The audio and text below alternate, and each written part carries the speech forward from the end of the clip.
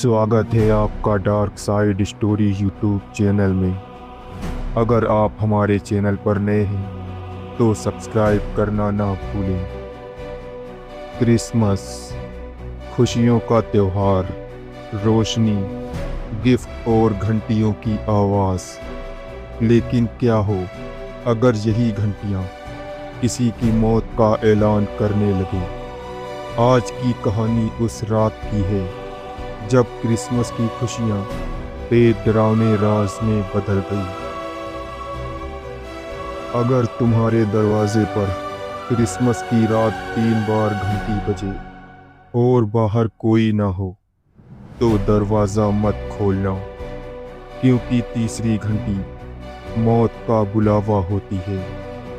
ये कहानी है राहुल की, जो एक छोटे से पहाड़ी शहर में रहता था, जहाँ क्रिसमस सिर्फ त्योहार नहीं बल्कि एक रस्म की तरह मनाया जाता था।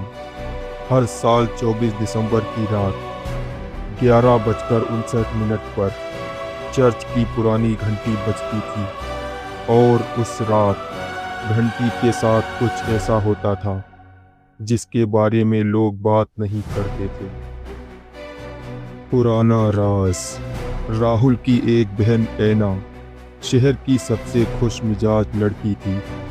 वो मानती थी कि क्रिसमस की रात फरिश्ते धरती पर आते हैं। 5 साल पहले ऐना ने जिद की थी कि वो अकेले चर्च जाएगी आधी रात की प्रार्थना के लिए, लेकिन राहुल ने मना किया। लेकिन वो नहीं मानी। उस रात 12:05 पर चर्च की घंटी के बाद ऐना कभी वापस नहीं आई। ना उसकी लाश मिली और ना ही कोई निशान। बस एक बात सामने आई, उसी साल 3 बच्चे और गायब हुए थे। 5 साल बाद वही तारीख 24 दिसंबर।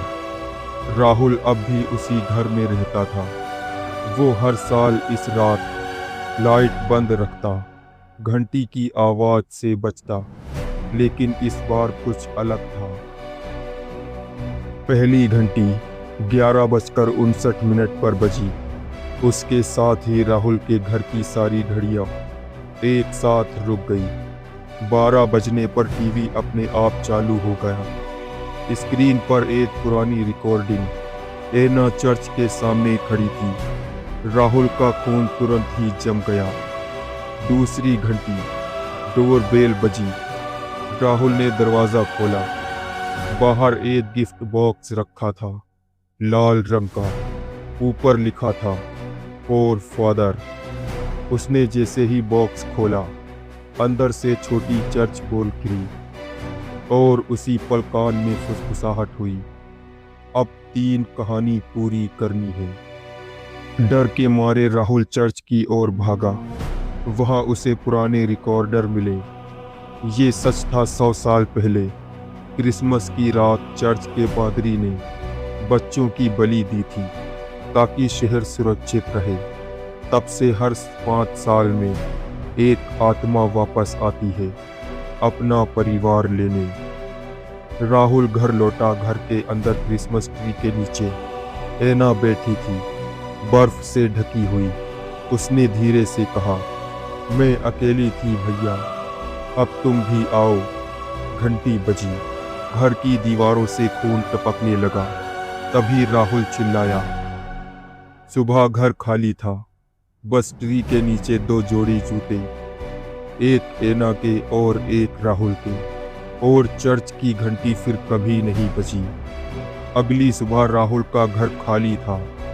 दरवाजे पर लिखा था, क्रिसमस की आखिरी घंटी बज चुकी है। उस दिन के बाद हर क्रिसमस की रात उस घर से घंटी और बच्चों के रोने की आवाज़ आती है।